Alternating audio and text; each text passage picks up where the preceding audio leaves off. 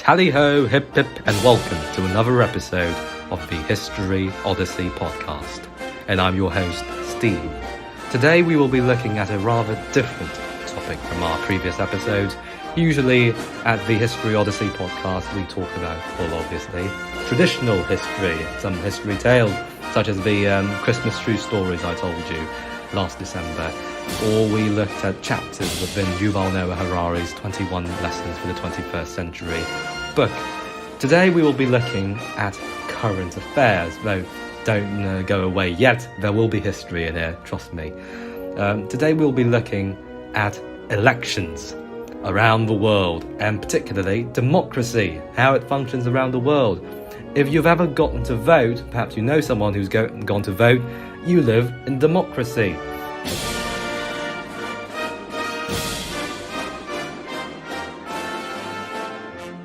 So what is a democracy? According to the Cambridge Dictionary, democracy is the belief in freedom and equality between people, or a system of government based on this belief, in which power is either held by elected representatives or directly by the people themselves. So in any system where people get to vote, where they are represented by a member of a legislature, a parliament perhaps, a national assembly, that's a democracy. Democracy has become such a sacrosanct concept that you would be hard-pressed to find a nation in this world that does not claim that they're a democracy. You have the United States and the United Kingdom. They're obviously democracies, very long-standing and respected democracies. You also have more questionable nations who claim themselves the mantle of democracy. You have the People's Republic of China. And further yet, you have the People's Democratic Republic of Korea, also known as North Korea. So yes, they have to emphasize in their very name, they're not only a republic of the people, but they're also democratic. Though that is very questionable, I must say. Another way, I suppose, to summarize democracy, the essence of democracy, is the Latin phrase Vox Populi, Vox Dei. The voice of the people is the voice of God. That is a fundamental idea of democracy, and that is an idea that I hold very true myself too. So today we'll be looking at elections, some interesting elections around the world. We won't have any elections in Vietnam until 2026.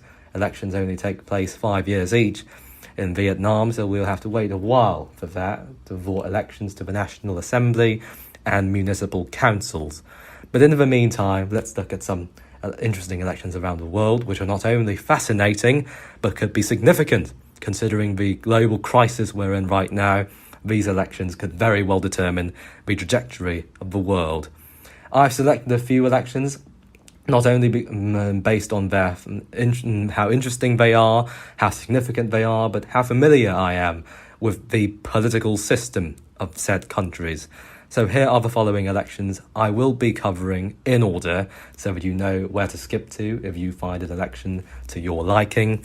I will be explaining the 2022 American midterm elections, the 2022 British Conservative Party leadership election, and don't doubt this yet, this election will determine the next Prime Minister of the United Kingdom. And lastly, I will be covering the 2022 French presidential and parliamentary elections. So first of all, let's learn about the midterm elections, in which Biden is getting very worried right now. Well, the United States. Didn't you guys have an election just 2 years before? A very controversial one where Donald Trump made such a fuss and invaded the nation's capital with his supporters. And the people were expecting Biden to die. Overall, a very controversial and messy affair, I must say. You're having elections already now. Well, yes, Americans have elections almost every year that are taking place somewhere in their country. They have local elections, but the most important elections, aside from the presidential election, which Biden just won in 2020 and became president via that, are the midterm elections. The midterm elections are exactly what they sound like. They take place in the middle of a president's term. A presidential term lasts for 4 years. Biden had just won a term for himself in 2020 where he defeated Donald Trump.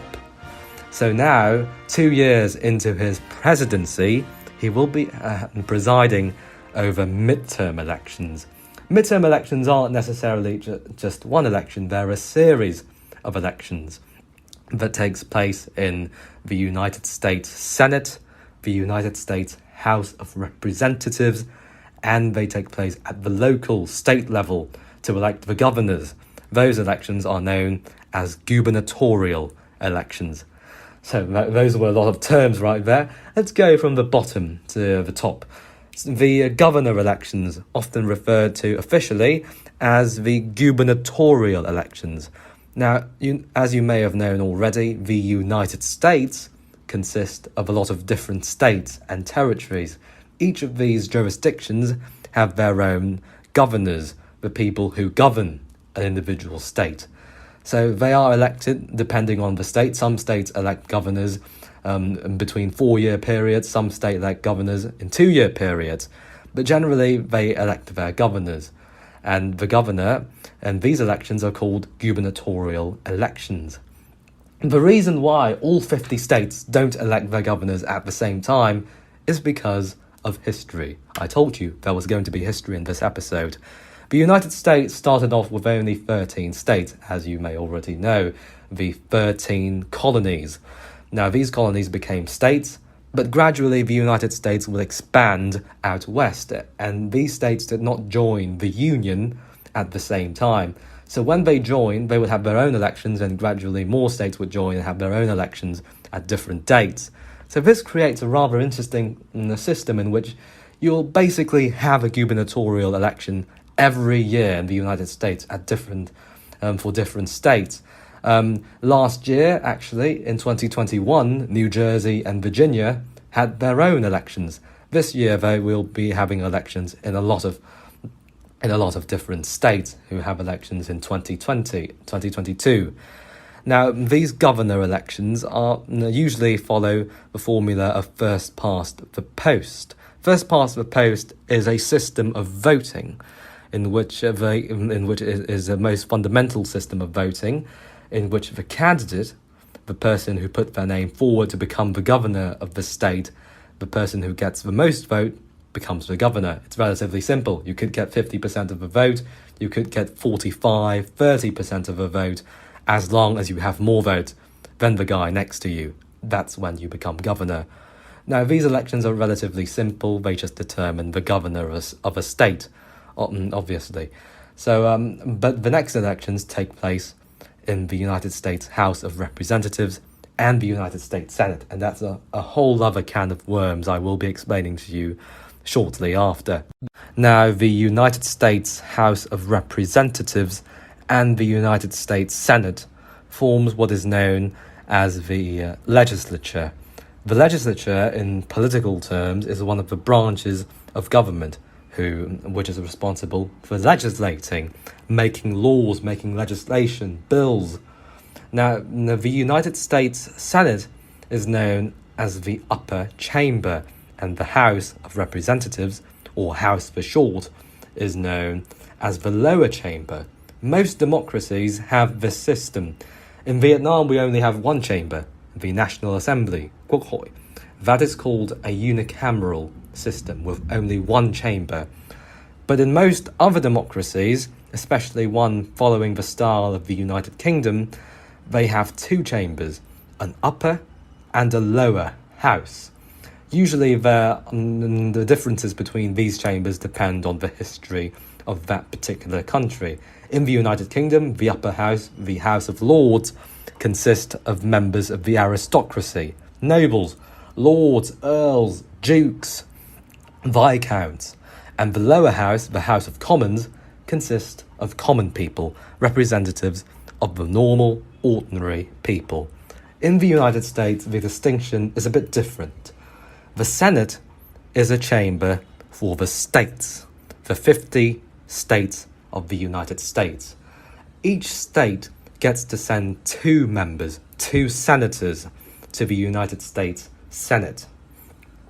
And it doesn't matter how many people live in that state, it doesn't matter the population of that state. Wyoming, the least populous state in the United States, and California, the most populous state in the United States, they both each can only send 2 senators to the United States. The United States Senate is supposed to represent not the interest of the people, but the interest of the different states in the United States. So during this election, the United States Senate will not be electing all of its members. The United States Senate, due to the number of 50 states, has 100 senators. In this particular election, they will only be electing 34 of the 100 seats in the Senate. They are divided into different classes to ensure that every 2 years there will be elections in the Senate. So this year, the United States Senate will be electing the Class 3 senators, which consist of 34 senators, 14 Democrats and 21 Republicans. So that's how the Senate works.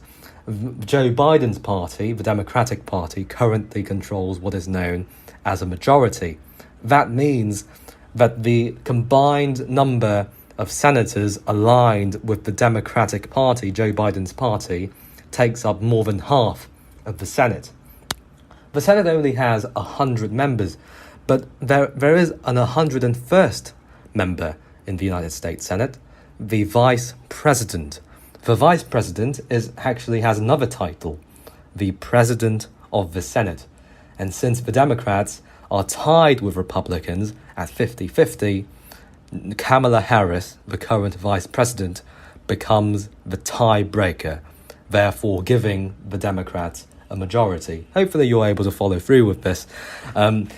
Now, the United States Senate does not elect all of its members, as I say, at the same time. This year, there are 14 Democrats and 21 Republicans up for election. And since it is so close, Republicans only need to gain 1 seat to gain control of the United States Senate. And Democrats are trying to desperately keep their control of the Senate by not losing any seats. Now, the next chamber, the lower chamber, is the House of Representatives. The House of Representatives is significantly larger than the United States Senate. Both of them form the American Parliament, or it is called in America as a Congress, with 535 members. Now, the Senate already takes up 100 members, so doing the math, you could figure out that the House consists of 435 House members, or representatives, or congressmen and women. Now, these 435 members, they represent the ordinary people in their congressional district, which are divided equally so that each congressman or woman represents approximately 700,000 people who will be able to vote for them in elections. Now, the seats in the House of Representatives are up for elections every 2 years. Every 435 seats are up for elections every 2 years. This is a great difference from the Senate. A senator elected in 2022 will have a term of 6 years. This means that that senator won't have to face re-election until 2028. Whilst in the House, if you get elected in 2022, your next election is in 2024. Now, why are the midterm elections so important? Well, the midterm elections historically have been very disadvantageous for the incumbent president. In this case, that is Joe Biden. And we see right now that there are loads of crises going on, and loads of economic crises with regard to the economy. Inflation, cost of living crisis, and the rising prices of gas and fuel. Those are not good factors for Joe Biden. Of course, with regards to social matters, America is very polarized right now with controversial debates over abortion, gun rights, and the teaching of history, incidentally, with critical race theory, and with conservatives opposing the negative teaching of American history, and liberals thinking that people should be taught about the dark side of American history. So those are some of the controversial debates that will be dominating this election. But historically, the president lost in these elections. Usually, the opposite party, if a Republican president presides over midterm elections, Democrats will gain. And if a Democrat presides over midterm elections, Republicans will gain. Because people usually like to balance the power. Currently, the Democrats, that is the party of President Joe Biden, controls, have a trifecta. He controls the presidency, and the Democrats control the Senate, and they control the House. And Republicans are expected to take control of the House and the Senate, making things very difficult for President Joe Biden, as he will have to work with an opposition-controlled Congress and Parliament. This is actually very common in American democracy, with President Obama having to deal with a United States Senate and a House of Representatives controlled by Republicans during his second term. So yes, this is definitely a series of elections you should watch out for. And I would also like to talk about the electoral system. Most of these elections will be held using the first-past-the-post system. I've already explained in the governor elections, in which the candidate with the most votes will be the victor in each election, no matter whether or not they got 50, 45 or 30% of the vote, as long as you have most of the votes cast. And the American democratic system is also interesting in that the party members get to choose their nominees. Yes, the person who will be representing the Republican Party or Democratic Party in these elections will be chosen by members of their party in that particular state. These are called primary elections. These primary elections will determine the nominee of each party. A candidate can put his name forward within the primary of the Republican or Democratic Party, and they will be chosen by the party members in a primary election. So in order to win, you actually have to go through two elections. First, a primary election to win the support of your party. Then you must go to the general election, where you will face off against the candidate of the opposing party. And once you win that, you've got a seat in the House or the Senate if you want a seat in the House, or your next election is going to be in 2 years. And if you're a senator, your next election is going to be in 6 years. So this midterm election is going to be a very interesting one to watch, as it is very controversial due to the global economic crisis and the war in Ukraine, as well as the controversial legacy of former President Donald Trump, who still very much has an influence on American politics. So this is definitely a series of elections to watch for. And if you want to learn more, you could go to the pages for these elections. You could go to the polls predicting who will win. You could learn about the Democratic and Republican Party. I very much encourage you to do so. That's all I have to say about the American midterm elections. Very interesting, very volatile, and very controversial, especially in 2022, this year. Next up is the British Conservative Party leadership election. Now, at first glance, you may be rather puzzled and confused. Why must I care about what seems to be a rather trivial election of a political party in a specific country? Well, this election will be determining, as I said, the next Prime Minister of the United Kingdom. A few days ago, I think it was actually a week ago, time passes quickly, doesn't it? Prime Minister Boris Johnson resigned. The press said that he resigned as Prime Minister, but actually, technically, that's not true. He has effectively resigned, but not officially. What he has officially resigned as is he resigned his leadership role in his party, the Conservative Party, the ruling party of the United Kingdom. Now, the Conservative Party is the ruling party because it controls, again, a majority in Parliament, in this case, the House of Commons. The last election for the House of Commons was in 2019, in which Conservatives won 365 seats out of 650 seats in the House of Commons, therefore making them and their leader, Boris Johnson, the governing party and Prime Minister of the United Kingdom.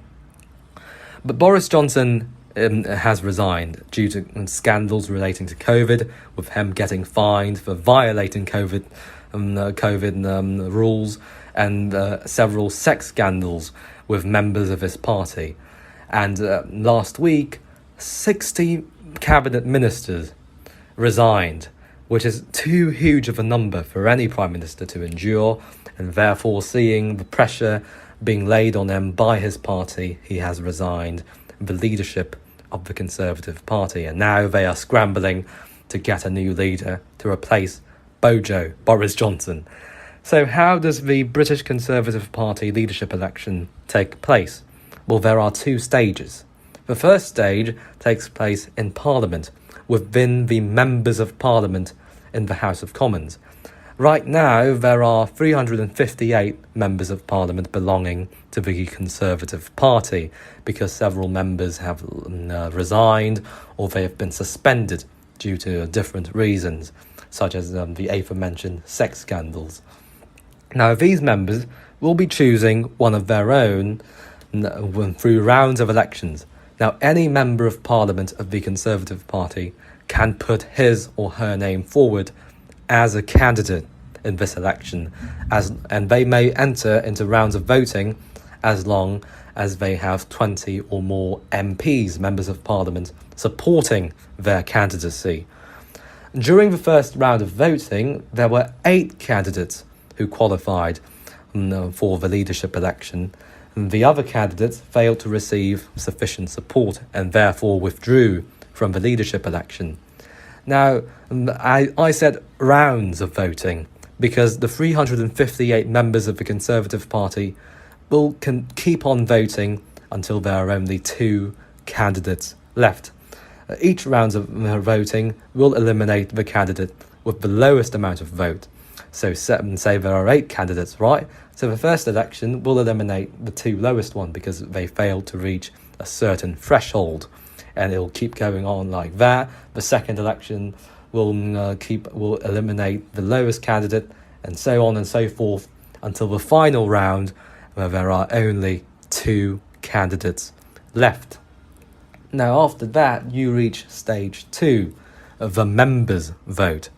The Conservative Party of the United Kingdom has approximately, if I may check here, it has approximately 11,000 members across the United Kingdom. Actually, it has 160,000 plus members. Pardon my gross miscalculation there. It has 160,000 plus members across the United Kingdom. These members will get to vote for the 2 candidates the parliamentary party from the members of Parliament have chosen from their previous rounds of voting. Now these 2 candidates will be put up for the members to choose, and anyone who receives a majority of the support from these 160,000 plus Conservatives across the United Kingdom will become the leader of the Conservative Party, and as a result, the next Prime Minister of the United Kingdom. Now, during the second round, candidates will hold events known as hustings. Hustings are basically campaign events where they campaign for support, solicit support from certain bases within the Conservative Party amongst the 160,000 plus members. So that is basically how the election will work. And for further information, the 2 candidates whom the party has selected to put forward to its members are Rishi Sunak, the Chancellor of the Exchequer, also known as the Economy Minister, the second most important job after Prime Minister. And his opponent is Elizabeth Truss, who is the Foreign Secretary, who has been in charge of foreign affairs and has been presiding over the Ukraine war, making her a very important figure in this day and age. These 2 people will be facing off against each other in order to gain the role of leadership within the Conservative Party. So you can do some more research about these 2 candidates and to past Conservative Party leadership elections, which have often determined the next Prime Minister of the United Kingdom. And you may do some more research into this election, see what they stand for, And perhaps see what people are predicting. Will there be a Prime Minister Rishi Sunak or Prime Minister Elizabeth Truss? Anything could happen at this stage. It's all up in the air. So that's basically the gist of the British Conservative Party leadership election, which I like to call the Prime Minister election, but only 160,000 plus people get to decide the next Prime Minister.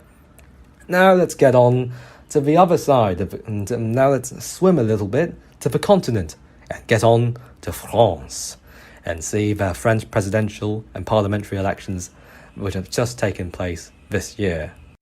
Now the next item on our list is a much more exciting and a chaotic country with regard to its politics, France.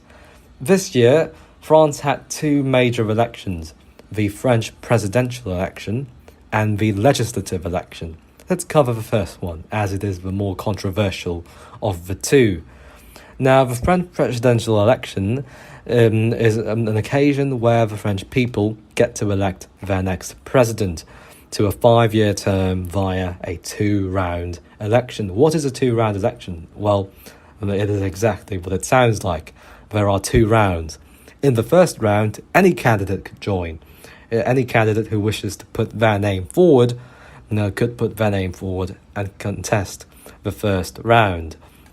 But the only ones who ultimately matter are the first and second place candidates, because they get to enter the second round. The second round will consist solely of these 2 candidates, and the French electorate will get to cast a second vote for either of these 2 candidates to ensure that the victor always receive a majority of the votes.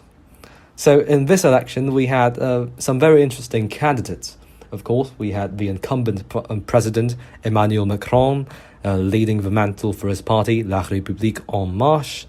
We have the controversial far-right candidate, Marine Le Pen, leading her party, Rassemblement National. And we have another far-left extremist candidate representing the bulk of the left in this election, Jean-Luc Mélenchon and his party, La France Insoumise, and another extremist candidate, Éric Zemmour, a French-Algerian Jew who was even more far-right than Marine Le Pen, representing his party Reconquest or Reconquête. And then we have some other candidates, but those are the most interesting ones. You could see why I'm so invested in this item on the list here, because in the first round, Emmanuel Macron came in first place, but with only 27.85% of the vote. The second place candidate was Marine Le Pen of the Rassemblement National party, the National Rally, with 23.15% of the vote. And the next 2 candidates are also Jean-Luc Mélenchon and Éric Zemmour. So yes, the 3 candidates who came before Macron were extremist candidates. I mean it, they are extremist in their political views. So that makes this election very controversial and very fascinating at the same time. But of course, the only ones who matter are the first place and second place candidates. In this case, it's Emmanuel Macron and Marine Le Pen. They get to contest the second round of elections, and they get to participate in TV debates between themselves and campaign for the voters of the candidates who did not reach the second round, including Jean-Luc Mélenchon, Éric Zemmour, and other parties such as the Les Républicains, and then another right-wing party but more moderate, and the Green Party and the Communist Party. And so they will have to solicit the vote of all the candidates who came before them and who did not enter into the second round. Ultimately, though, Macron won against Marine Le Pen. But it was a closer victory than expected.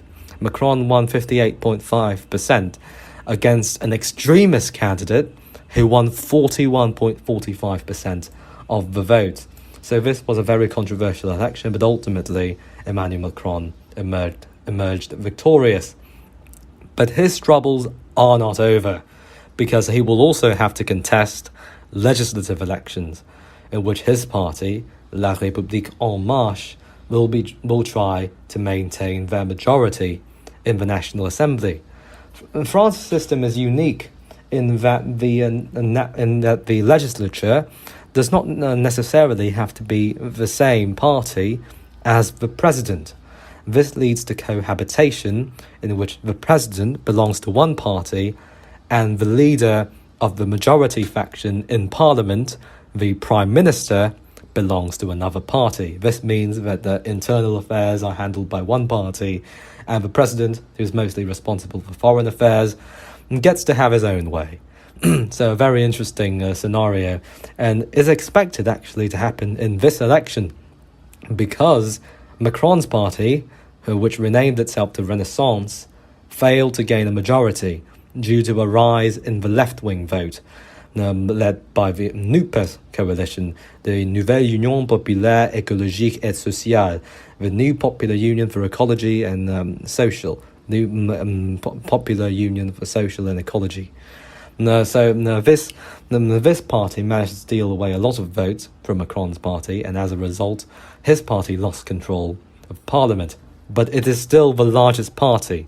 So whilst it's unlikely that there will be cohabitation, Macron will have a troublesome second term when he did not control the majority of parliament. As a result, he will have trouble, just like his comrade Biden in America with his upcoming midterm elections. So if you want to learn more about these French elections, obviously French political history is a must-learn for anyone who has an interest in politics. It is very fascinating, very exciting, and very chaotic at times. Actually, not at times, almost always very chaotic. And you could learn more about the individual parties here, about the Rassemblement National, which went from a fringe, small, little extremist party to being the second-place position in 2 presidential elections in a row.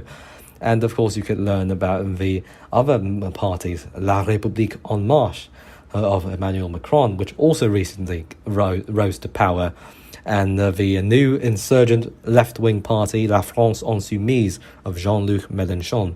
So that's basically it with the French presidential election. A lot of people were fearing that Marine Le Pen would win this election and really bring a lot of chaos to France. France is a major leader in the European Union and a major world leader, itself being a former colonial power.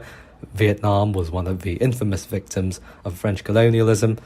So a Macron victory, whilst at a very reduced rate, was a stable result for this election with regard to France's place in the EU and the world. So that's basically the gist for the French presidential election and the French legislative elections in 2022. Well, those are the 3 elections which I deem to be sufficiently interesting and significant and influential with regard to global affairs, which could affect the trajectory of our world amidst this economic crisis and the war in Ukraine. Technically, one of these elections is already over, despite me saying that these are elections taking place right now. But I'm only saying technically over. The French elections have concluded with results in the National Assembly, and Emmanuel Macron is the President of France. But just this week, in Parliament, there was a no-confidence vote against President Emmanuel Macron, which he barely won. And no majority has been secured in Parliament, so there's no Prime Minister yet.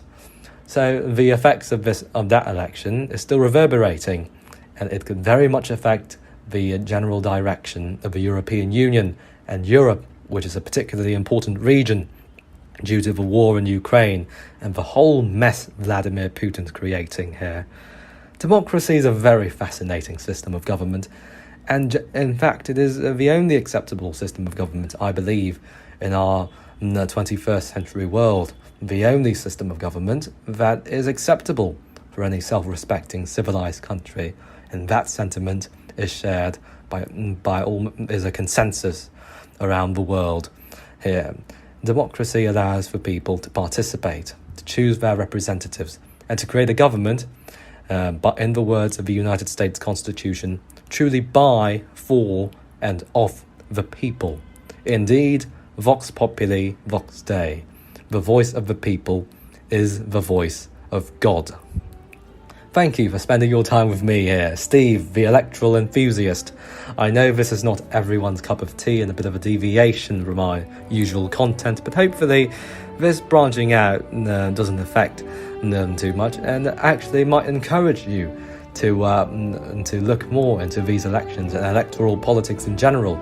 We don't have many elections here in Vietnam, so it could be quite refreshing to look at elections around the world and see how democracies operate in other countries. And hopefully this episode will encourage you to look more into the politics of other major powers around the world and look more into their elections. Thank you for spending your time with me, and whenever you're watching this episode, good morning, good afternoon, and good night. This is Steve, signing off.